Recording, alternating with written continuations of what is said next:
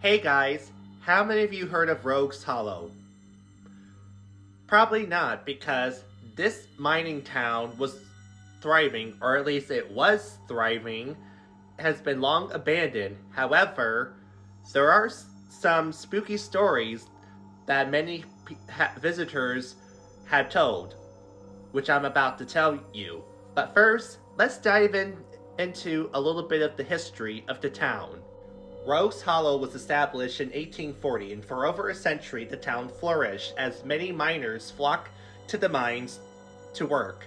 However, conditions there were horrible, unforgivable, and unbearable, but yet they tolerated it. But they were paid little, and their employees grew richer.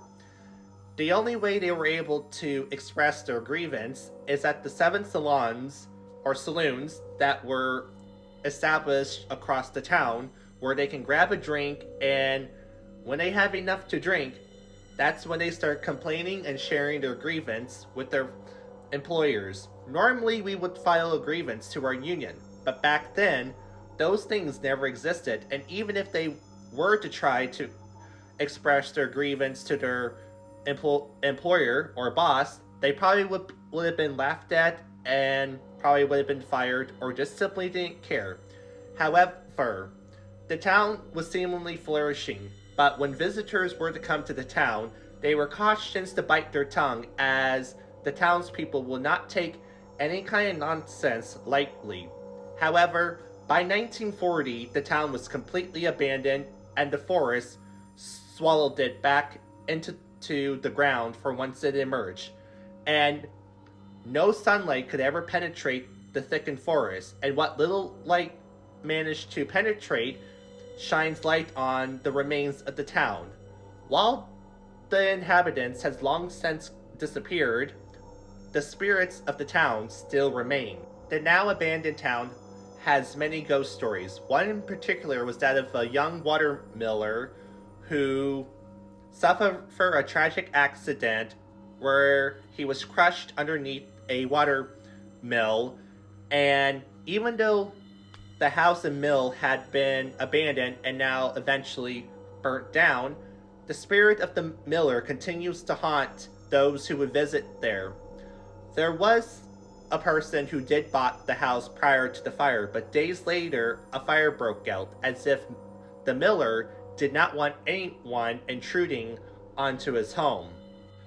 While Sleepy Hollow, located in New York, has the Headless Horseman, but here in Ohio, we have the Headless Horse. Yep, that's right. There is a spirit known as the Headless Horse. The legend goes that during a blizzard, a horse rammed its head into an oak tree known as the Ghost Oak Tree and was decapitated.